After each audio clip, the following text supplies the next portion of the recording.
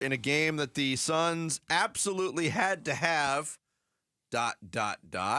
if they're going to get into the top 10 in the Western Conference and get into play-in contention. They lose that game to the Mavericks. You fall behind by 2.5 with 18 to go. Look, anything is still possible, but with what happened on Friday night, Steve, Suns losing the overtime game to Denver. Dallas had lost to Memphis before that. They missed an opportunity to gain some ground there.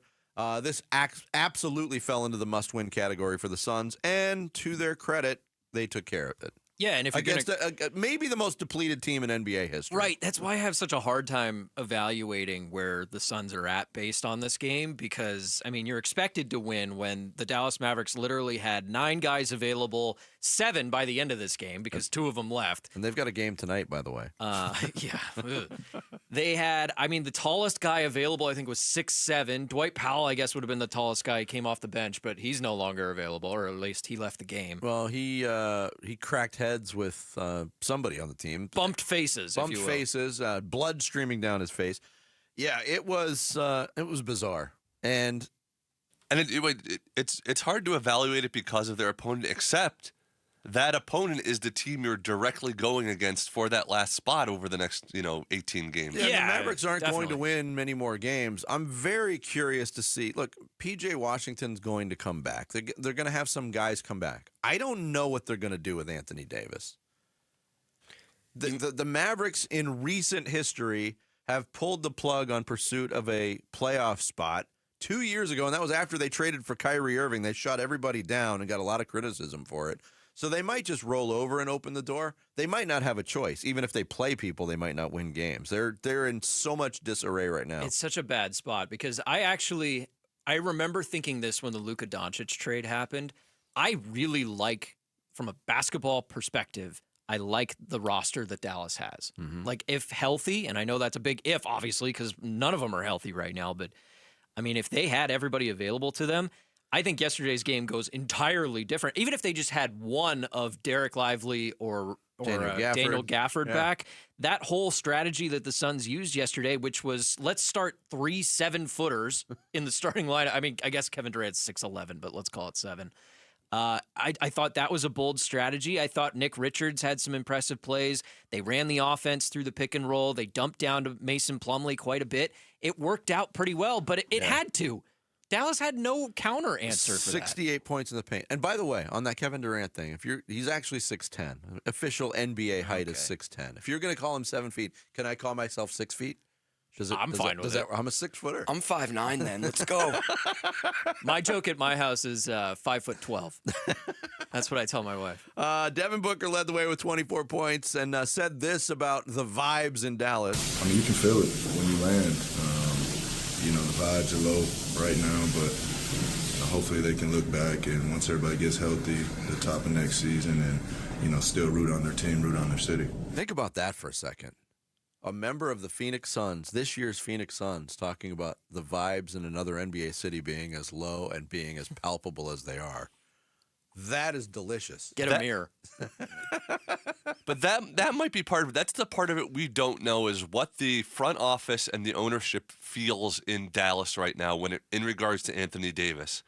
Do they feel like they need to get him back on the court this season and do everything they can to try to make that play in to salvage anything they have with the fans this year? I don't think let's say they bring Davis back. They get into the play-in. They're not equipped to win anything in the play-in. I don't think the Suns are either, quite honestly. But that is a very, very tiny Band-Aid on a huge wound. I don't think it would work. So that's why I think, Patrick Dumont got his wish. He got Luka out of town. He made, Nico Harrison do his bidding, and here we are. Mike Budenholzer, head coach of the Suns, talked about the plan to take advantage of the undersized Mavericks. Yeah, no, it was good. I think it's similar to the post. I think, we felt like if we could get to the paint, we could finish. They're obviously going through a lot. The shot blocking, the presence in the paint. Hopefully with the drive and the paint game, we could make up for what we didn't have at threes. Ideal is you get everything. So, but tonight was a good night for us in the paint. Kevin Durant said this on the size advantage. We better have scored points in the paint. You got to give the Mavericks credit, though, man. They play extremely hard no matter who's out on the floor. They cover for each other, but they were just small out there, so we had to score the paint. They switched everything, so it's hard to generate a lot of threes that way, so you got to put your head down and drive, and I think we did a good job of that. Now, the Mavericks started Kessler Edwards at center. He's 6'7". Just out of necessity. But Dwight, what does that say about Dwight Powell, who's an actual center? He's an actual NBA big, but came off the bench and played 6 minutes. Well, they needed size off the bench. Couldn't crack the starting lineup. So the Suns are 30-34 going into tonight's game at Memphis. A game, the Memphis game, the last time they were there was a wild overtime affair. That was followed up by what happened in Denver, and we're going to get more into that game as the show goes on, and there was a lot of history made in that game. But now, this season in the NBA, the Suns shot the ball very well on Friday night. They scored over 140 points. Teams that have shot over 53% from the floor and scored 140 or more points in the NBA this year, 28-2. The Suns have both of those losses. Ouch.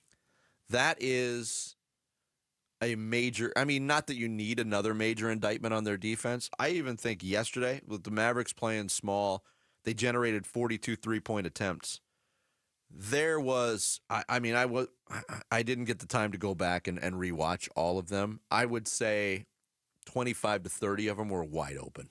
It started to feel like that was all the Mavericks had in their bag, so they were like, we're just going to take them. And at the beginning of the fourth quarter, they started to make those and made things a little bit interesting before, finally the Suns, I hope that three-pointer doesn't go in defense, started to pay off, because that's what they're doing at this point. If nothing else for the Mavericks, I do feel like in a time like this for them where they just have to try things and see what sticks. They're finding guys like Najee Marshall, who set a career high in points in the last 2 games. He scored 34 last night against the Suns. He was 13 of 22.